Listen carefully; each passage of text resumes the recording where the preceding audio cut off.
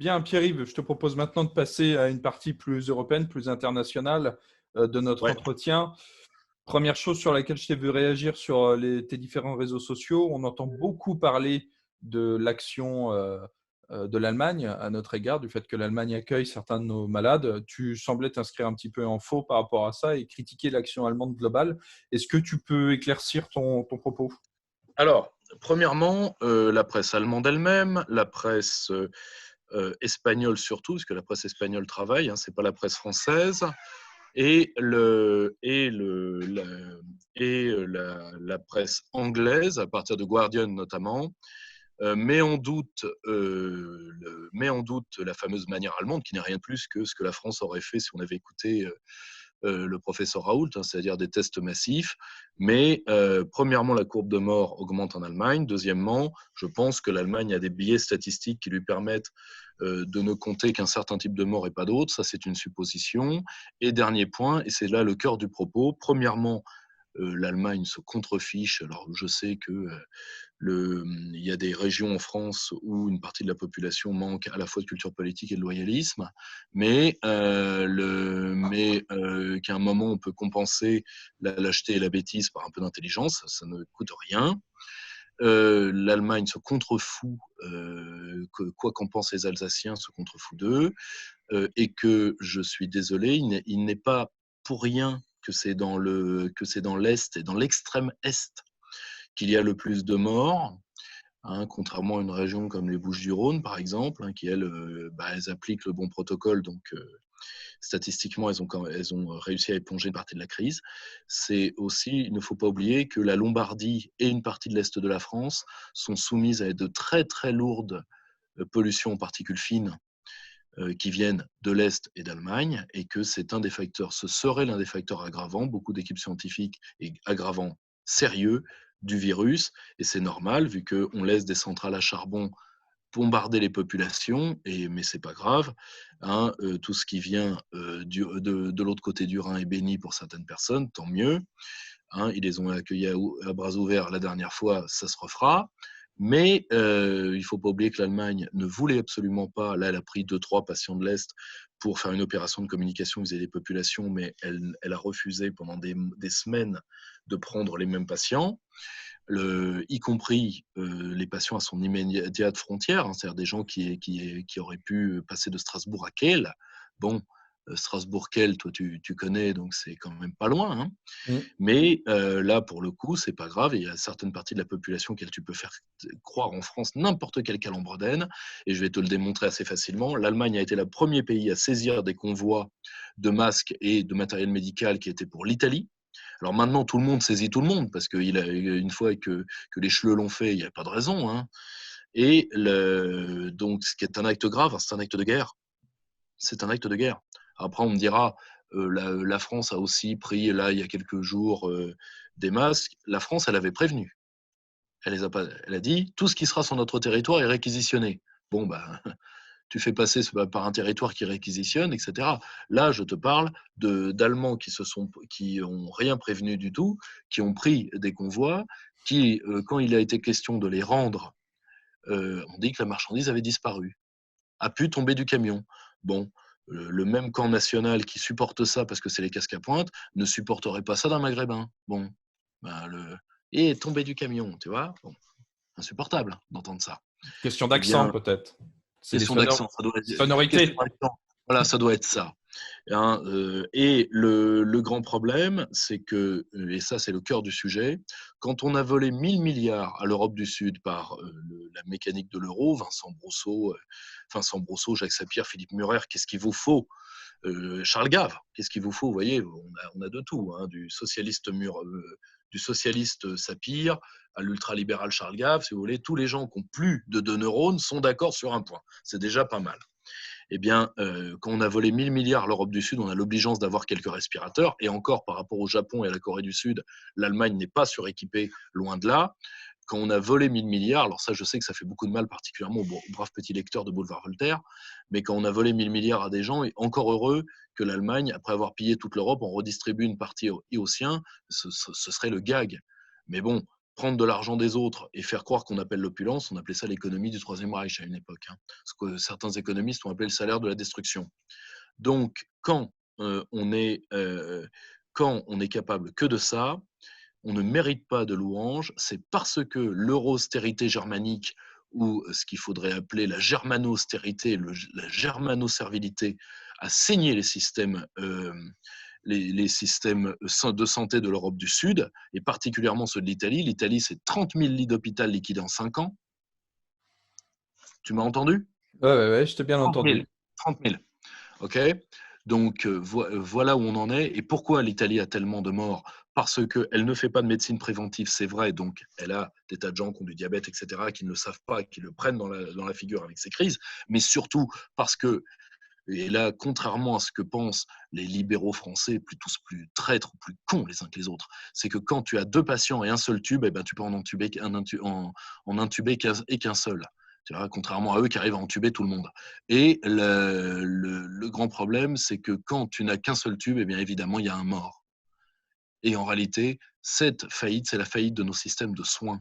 Ce virus a avant tout fini de lézarder euh, disons, les édifices de santé publique de l'Europe du Sud, et entre autres l'édifice de santé publique français qui encore il y a 20 ans était le meilleur du monde, et que nous pouvons rebâtir. Il y a des tas de manières de se faire si nous sortons de ce virus, ça c'est évident, mais surtout de la crise économique qui va suivre, et que nous prenons enfin les chemins de l'indépendance. Et ce n'est pas par la germano-servilité que nous allons le faire. L'Allemagne a géré de manière catastrophique. Elle a, je le rappelle, elle a fait échouer le dernier sommet européen qui était le sommet des Corona Bonds. Pourquoi? Parce que l'Allemagne a, par l'intermédiaire de l'euro, piqué 1 000 milliards de création de richesse à l'Europe du Sud. Pendant ce temps-là, elle n'a rien créé. Donc, résultat, le bilan de l'Allemagne, c'est plus 1000 parce que c'est moins 1000 pour les autres. Tu fais référence au système Target 2, là. Hein. Tout à fait. Voilà. Donc, si tu veux, c'est plus 1000 parce que c'est moins 1000 pour les autres. Je me fais comprendre? Donc Donc, là-dessus, on est pour nos d'accord? auditeurs, il faut aller voir les travaux de Vincent Brousseau, François Asselineau, les travaux globaux de l'UPR, les travaux de Jacques Sapir. Toutes les personnes qui pensent bien ont parlé de Target 2. Allez les voir, c'est Exact. important. Or, C'est une clé de le gros lecture problème, c'est que importante. là, tu es d'accord qu'à l'échelle de la zone, il n'y a pas de création de richesse, il y a déport de richesse. On est d'accord? Tout à fait. Moins 1000 plus 1000. OK? Et donc, l'Allemagne ne veut pas rendre une partie de cet argent qu'elle a pourtant détourné. Parce que c'est une part de détournement, qu'on le veuille ou pas, qui d'ailleurs se retournera contre les chleux. Il faut quand même qu'ils le sachent, parce que personne ne paiera à la fin des fins le target. Mais ça, c'est un autre sujet, et je pense que ça a déjà été traité très techniquement et très finement ailleurs. Mais, et comme dirait Chargave, il y en a qui ont les promesses, et puis il y en a qui ont les matériaux, lequel des deux vous préférez être? Mais la seule chose, c'est que c'est que grâce à ce déport de richesse, l'Allemagne peut faire croire qu'elle est suréquipée. En réalité, elle a payé des équipements avec l'argent, et donc aujourd'hui avec le sang des autres. Et quand un pays se permet ça, au moins on a la décence de ne pas l'admirer, parce que encore heureux. Mais la seule chose, c'est que ce sont les 3 pays qui perdent à la fois le plus d'argent dans la construction européenne et qui sont les plus grandes victimes de l'eurostérité, vu qu'ils ne font pas partie des colonies volontaires de l'Allemagne, donc les pays de l'Est, et qui, eux, cotisent au Reich, qui sont l'Espagne, la France et l'Italie, et c'est normal que ce soit les 3 pays les plus touchés. Donc, il est anormal de bénir un pays qui nous saigne et qui saigne toute l'Europe, et qui ne l'emportera certainement pas au paradis vu les conséquences politiques qui seront celles de cette crise. Ok, en synthèse, l'Allemagne a pillé et détruit les systèmes de santé des 3 pays que tu as mentionnés et maintenant essaye de se racheter une bonne presse Exactement. en envoyant quelques milliards qui leur ont pris sur ces Non, même dernières pas, années. en envoyant des miettes. Et là, par exemple, elle a fait témoigner ce jour, vu que nous sommes le 2 2 avril, avril, ouais. elle a fait témoigner donc la présidente de la commission, Van der Leyen, qui dit à l'Italie, pardon, pardon, mais qui êtes-vous? Mais qui êtes-vous? Mais c'est, si vous voulez, je pense que le Waffen-SS qui s'excuse est encore pire que le reste. Je te le dis, hein. Je te le dis. Les excuses du bourreau, alors là, c'est surréaliste. Surréaliste. Bon, passons à un second point, là plus international, la question de l'Algérie. On a vu circuler un article sur les réseaux sociaux provenant de la presse algérienne qui disait que la France a envoyé plusieurs tests, 5000 de mémoire, à destination de la population algérienne, et plusieurs personnes se désolaient de cette décision et peinaient à comprendre pourquoi notre gouvernement cherchait à aider l'Algérie plutôt que sa propre population. Est-ce que tu as un Alors, avis sur la question? alors, il est extrêmement grave qu'on n'aide pas d'abord les Français, ça c'est évident. Ensuite, si on voit les pays que nous pouvons et que nous devons aider, l'Algérie en fait partie au premier chef. Pourquoi? Parce que s'il y a un effondrement sanitaire de ce qui reste d'État en Algérie, ce qui est déjà pas grand-chose, ce sera sur nos pompes. Alors, vous préférez qu'ils fassent le test et qu'ils se soignent là-bas ou qu'ils débarquent à Marseille? Ouais. Surtout que d'un point de vue migratoire, cette crise nous a beaucoup aidés, vu qu'une bonne partie est rentrée chez eux. Bah quoi? Vous n'êtes pas content? Il faut savoir. Mais la seule chose, c'est si vous voulez qu'ils rentrent chez eux et qu'en plus ils y restent, Il faut alors payer. le mieux, ce serait d'aider les Algériens à réindustrialiser leur pays. Mais d'abord, on va se réindustrialiser nous-mêmes si ça ne vous dérange pas. Et je pense et j'espère que la jeunesse algérienne le fera quand elle aura réglé ses propres affaires avec le FLN. Parce que je remarque que cette crise sanitaire a au moins un avantage pour toutes les oligarchies mondiales, c'est qu'avant, il y avait des tas de peuples dans la rue pour leurs droits, et que là, le confinement a permis de mettre tout le monde à la maison. Mais attention, les classes qui prennent le plus en ce moment, c'est les classes gilets jaunes, c'est les caissières, c'est les petites gens, c'est les braves gens qui se font tourner, c'est eux les Chines des pays, dans tous les pays. Et c'est eux qui sont en train de prendre. Donc, quand ça va s'arrêter, faites bien attention quand vous allez nous déconfiner, parce qu'il se pourrait que le diable vous saute de haut à la gueule de sa boîte. Je vous le dis sincèrement. À bon entendeur. On récupère la question européenne et ça sera ma dernière question, Pierre-Yves. Euh, Tu as constaté, comme nous tous, je pense, l'absence de solidarité au niveau européen entre pays, les vols de matériel, on l'a évoqué tout à l'heure très rapidement à propos de l'Allemagne. Est-ce que tu penses que la situation actuelle, la crise sanitaire, la crise économique qui arrive, va avoir des conséquences à la fois sur la zone euro et à la fois sur même le fonctionnement et la survie même de l'Union européenne? Est-ce qu'on doit... Alors, je vais donner un exemple. Il y a, à mon avis, un article définitif qui est de l'économiste Bernard Comte, qui date des années 2011-2012, qui m'avait frappé parce qu'il était l'un des seuls à travailler en prospective comme nous au CAPEC, grâce à Jean-Luc Schaffhauser et Philippe Murer. Et c'était l'euro vivra, l'Allemagne paiera ou l'euro mourra. Eh bien, je vous le dis sincèrement, ça reste d'actualité. Et donc, l'Allemagne ne veut pas rendre une partie de l'argent par ce qu'on appelle des fonds de transfert et donc une solidarité budgétaire à travers les Corona Bonds, qui était un énième essai de mutualisation de la dette. C'est très simple. Depuis 2010, la France supplie l'Allemagne de sauver la zone et donc de sauver l'Europe. Comme à chaque fois, c'est la France qui se saigne pour l'Europe et pas le reste. Donc, si tu veux, ça a été. En 2010, c'était qui? C'était le nain Magyar, c'est Sarkozy. Donc, Merkel a fait Nine au nain, Nine à Guimauve le Conquérant, plus connu sous le nom de François Hollande, Nine à Manu les narines d'argent, donc, et ce sera Nine au prochain aussi. Donc, eh bien, à un moment, cette zone est morte, il faut le dire. L'euro est un cadavre qui marche. Et toute chimère, et ça c'est un fait médical, toute chimère doit mourir. Et cette chose qui n'aurait pas dû naître va mourir de toute façon. Il ne faut pas, elle a déjà vécu à nos frais, il ne faut pas qu'elle meure à nos frais. Et c'est très simple, l'Allemagne ne veut pas qu'il y ait des fonds de solidarité. Très bien. Eh bien, elle a géré, elle a utilisé cette zone pour piller ses propres clients, d'où la faillite du système allemand que nous annoncions, je te rappelle-toi, dès 2012. Mm. Et aujourd'hui, nous avons raison. C'est d'ailleurs pour ça qu'un je crois, sous-ministre d'un Länder a décidé de délester tout le monde de sa présence il n'y a pas longtemps. Et que c'est bien triste, mais ça, c'est une vieille épidémie des germaniques. C'est que quand ils voient qu'ils ne pourront plus dominer, ils se flinguent entre eux. C'est passé la même chose en 1945. Et c'est une sorte de peuple lemming. Que veux-tu?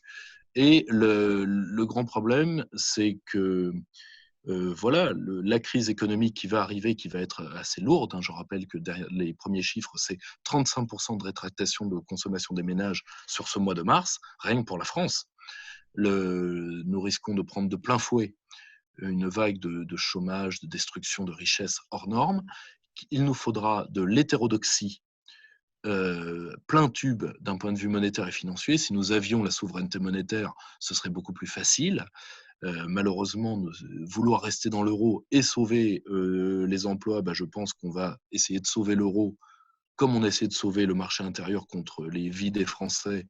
On va préférer tenter de sauver l'euro qui n'est pas sauvable. C'est bien triste, mais c'est comme ça. Néanmoins, nous avons toutes les ressources de l'hétérodoxie économique, toute la force économique du peuple français. Nous pouvons tout à fait encaisser cette crise qui sera une crise bien plus lourde que ce qu'elle aurait dû être, parce qu'elle a été gérée en dépit du bon sens. Néanmoins, avec un peu d'imagination et un peu de cohésion, nous pouvons nous en sortir. Si nous n'y arrivons pas, c'est parce que nous voulons rester dans l'état de dépendance nationale, et le salaire de l'esclave, c'est le surcroît de servitude. Comment va se passer la sortie de crise selon toi? Je pense que de toute façon, il y aura un retour de la colère populaire, parce que quand je vois qu'En Marche veut négocier ça en nous donnant 5 têtes, qui sont les têtes de Mme Buzyn, Mme Ndiaye, M. Jérôme Salomon, M. Véran et en dernier lieu, Édouard Philippe. Alors premièrement, excusez-moi, déjà d'un point de vue strictement décoratif, d'avoir la tête d'Édouard Philippe dans son salon, il faut vraiment être pervers. Mais en tout cas, c'est pas c'est zébré, Philippe, hein, c'est joli quand même. Oui, c'est vrai, mais par contre, c'est pas pour des raisons esthétiques, vous me l'accorderez. Or, je crois que ça ne va pas tout à fait se passer comme ça. J'espère que nous n'allons pas vers des débordements violents. Je pense qu'il va falloir penser à toutes les actions individuelles, judiciaires particulièrement, qui devront être entreprises contre les pouvoirs pour mise en danger délibérée. Ce coup-ci, ils ne doivent pas s'en sortir. Il y a eu du sang, il y a eu des larmes, il y a eu beaucoup trop de choses. Ça va nous poursuivre jusqu'au présidentiel, et ça nous met à nous, camp national français, l'obligation d'unité et d'organisation, l'obligation de nous mettre, nous, en marche et de serrer les rangs, parce que la seule force qui restera à Emmanuel Macron, c'est Marine Le Pen, dont d'ailleurs vous avez remarqué l'extraordinaire absence et l'extraordinaire vacuité tout le long de cette crise, ce qui est normal. Elle n'a plus d'équipe. Et elle ne peut pas faire ce que fait François Asselineau courageusement, ce que fait Florian Philippot et ce que fait Nicolas Dupont-Aignan, qui eux ont des équipes qui savent lire et écrire. Ça fait déjà pas mal. Donc voilà où nous en sommes. J'espère que nous n'irons pas vers le drame est déjà là. La question, c'est est-ce que le drame est-ce que le drame tournera à la tragédie? C'est très difficile à dire. En tout cas, malheur au pays dont le prince est un enfant. Et là, pour le coup, les Français ont appris douloureusement cette question. La seule chose, c'est que là où est la menace, là croit ce qui sauve, et que c'est en France que des gens se sont révélés dans cette crise. C'est en France, encore une fois, qu'une partie du destin, notre destin, mais du destin plus global se jouera. Et ce n'est pas pour rien d'ailleurs que Didier Raoult est français et éminemment français. Je pense que c'est pas pour rien que depuis le début de cette crise, dans mon équipe, nous l'appelons Panoramix. Il y a une sorte de gauloiserie typique de ce type-là. Et je pense que nous avons de la chance d'avoir des hommes de cette qualité, d'avoir des gens qui veillent sur notre sommeil. La seule chose, c'est qu'aujourd'hui, le système élitaire français et la classe sociale dégénérée qui le soutient sont arrivés au bout de leur course, et qu'il va falloir beaucoup d'imagination, beaucoup de sueur et beaucoup de larmes pour venir à bout de ce système-là. Mais c'est une passionnante aventure. La France s'en sortira. Le reste s'en sortira ou pas, c'est leurs affaires. Il va falloir plus que jamais dire les nôtres avant les autres.